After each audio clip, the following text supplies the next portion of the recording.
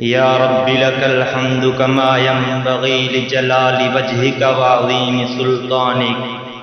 اما بعد فاعوذ باللہ من الشیطان الرجیم. بسم اللہ الرحمن الرحیم. نحن قسمنا بینہم معیشتہم فی الحیاة الدنیا. قال النبی صلی اللہ علیہ وسلم الاقتصاد فی النفقة نصف المعیشہ. صدق اللہ العظیم.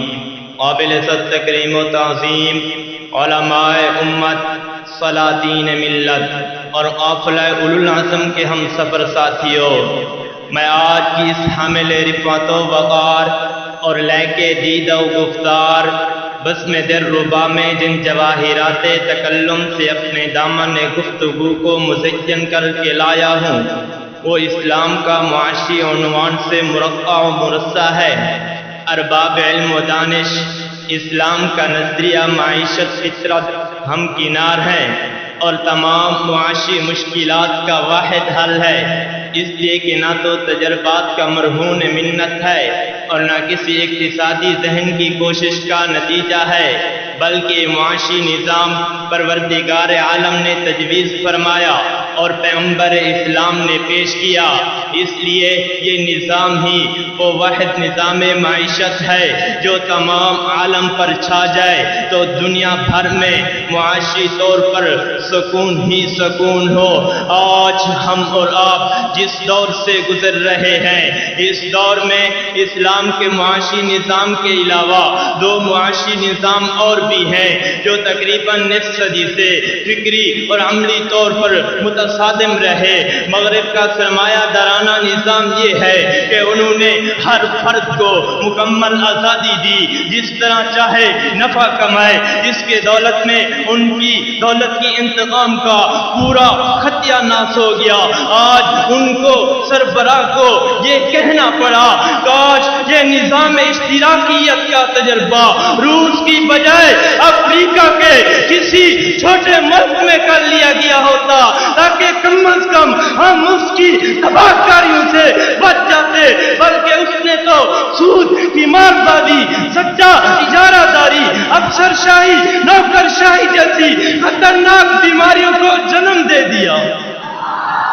ارباب اقتدار یہ سکے کا ایک رخ تھا، آئیے اب سکے کا دوسرا رخ دیکھیں. دین اسلام کا معاشی نظام کے متعلق کیا نقطہ نظر ہے؟ اسلام نے نہ صرف منافع کمانے کے بارے میں بالکلیہ چھوٹ دے دی کہ حلال و حرام کا فرق نہ رہے، نہ اشتراکی نظام کی طرح انسانی آزادی سلب کر لی کہ انسان لاچار بے بس ہو جائے، بلکہ انفرادی ملکیت کی آزادی تو دی لیکن اس کی تجارت، اس کی زراعت و صنعت، ہر قسم کے پیشے کو حلال و حرام کے اس میں چھوڑ دیا. لیکن آج میں آپ کو یہ بھی کہنا چاہتا ہوں کہ آپ ان اصولوں کو سمجھیں کہ اسلام کیا کہتا ہے.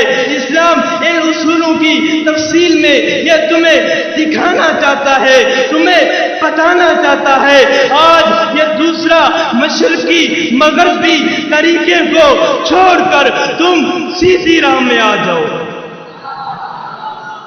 جناب عالی مقام اسلام نے نہ صرف اتنا کیا کہ منافع کی مئی کے بارے میں بالکل یا چھوٹ دے دی، بلکہ آقا علیہ السلام اور پیغمبر رب ذوالجلال کے برگزیدہ اور محبوب ہستیوں نے اس کو بطور عملاً پیش بھی کیا. چنانچہ کوئی نبی نجار تھا تو کوئی نبی تاجر تھا، کوئی نبی زراعت کرتا تو کوئی نبی کھیتی باڑی کرتا، حتیٰ کہ میرے اور آپ کے پیغمبر حضرت محمد مصطفیٰ احمد مجتبیٰ ساقی کوثر شافی محشر صلی اللہ علیہ وسلم نے تجارت بھی کی. آقا علیہ السلام نے بکریاں بھی چرائی. آقا علیہ السلام نے مدینہ کے قریب مقام جرف میں زراعت بھی کی. جناب عالی مقام قلت وقت دامن گیر ہے، میں وقت کی نزاکت کو مد نظر رکھتے ہوئے صرف اتنا کہنا چاہتا ہوں، اگر اسلام نے پابندیاں لگائی ہیں تو اس کی متبادل رہ متعین کی ہیں. اگر اسلام نے سود کو حرام قرار دیا ہے تو وہاں تجارت کی اجازت بھی دی ہے.